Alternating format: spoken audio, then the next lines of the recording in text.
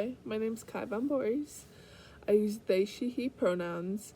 I am non binary, gender fluid, and comfortable with any pronouns. And I am based in Denver, Colorado.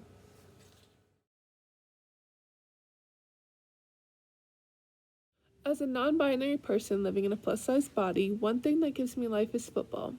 I play professional women's tackle football for the Denver Bandits, and it has been one of the most rewarding experiences of my life. I have lived my entire life in a plus size body and played various sports. And in every other sport, I was always made to feel as though my plus size body was wrong. Football is the first sport that has been so incredibly inclusive, empowering, and made me feel like my body was an attribute. Football makes me feel confident being plus size, but most importantly, on days that I feel dysphoric, football helps.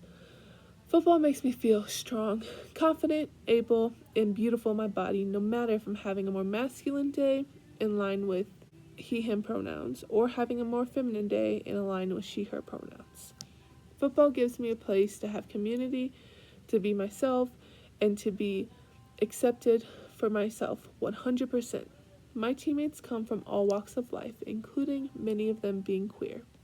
My captain is non binary, and being able to speak with them about top surgery gives me such a feeling of belonging. Not only does it give me confidence and community, but it teaches me leadership, communication, hard work, and discipline.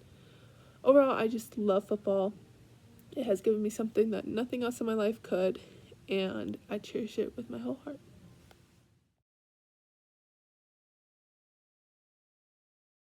My largest superpower is empowerment. I have taught swim lessons in preschool, and during my time teaching, I've specialized in working with neurodivergent peoples. Neurodivergent people can struggle to communicate, and my favorite part of teaching was teaching different communication methods and empowering that child to have more independence. I worked in a Montessori setting, and so I was not only focused on teaching children to do well in school, but empowering them to succeed outside of school. My favorite part of teaching the children was teaching them how to handle their emotions, whether big or small.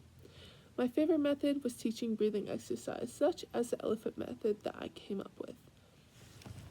So this method is super silly, but I'm going to give you an example of it. So say a kid is really upset and they're just not breathing, they're hyperventilating, they're crying.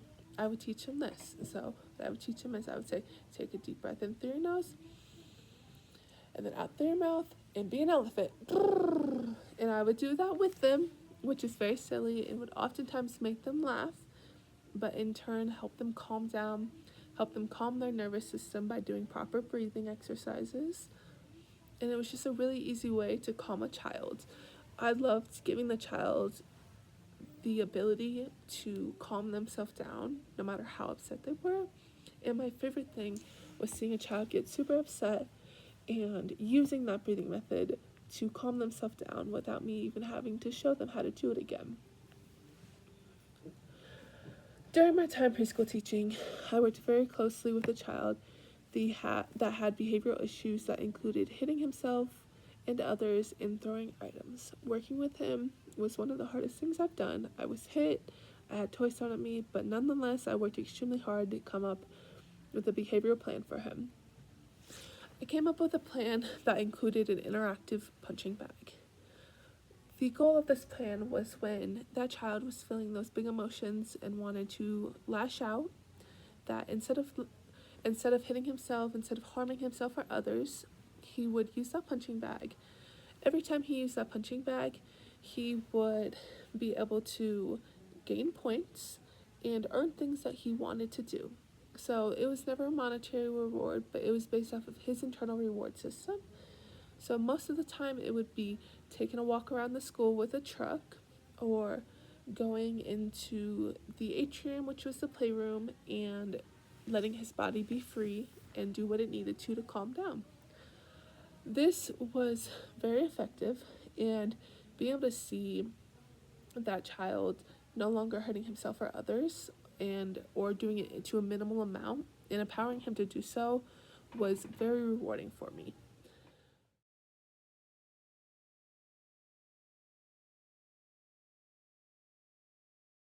ACAB is a principle stating that despite a cop as a person, all cops are bastards because they have signed up to enforce a corrupt justice system. A corrupt system that targets Black people, targets trans people, and targets all minorities. On a deeper level, ACAB means to me that every night I go to bed and pray for my girlfriend and for my two cousins who are more like my brothers. My girlfriend Ryan, here's a picture of her. I know she's stunning. Go ahead and admire. She's a Black woman, and this means to me that anytime we drive somewhere together, I will always drive. This means to me that when she's driving home alone, I will watch her location to make sure she's safe. This means to me with my little cousins that Xander's 15 and is going to start driving next year, and he has to have a talking to. He has to have a talk that if he gets pulled over, his hands go on the dashboard and he lets the cop know before he grabs anything from his car. It means to me that I cannot be confident that if they got pulled over, they would be safe. ACAB is something that I strongly believe in. It is something I've protested and that I really hope is changed. I think the police system should be abolished. I think things absolutely need to change. But I do fear that with this current political climate, things aren't going to change anytime soon. That means that I will keep protesting. That means that we need to protest and everyone needs to protest. That means that we can't get quiet, and that means that we need to protect the ones we love.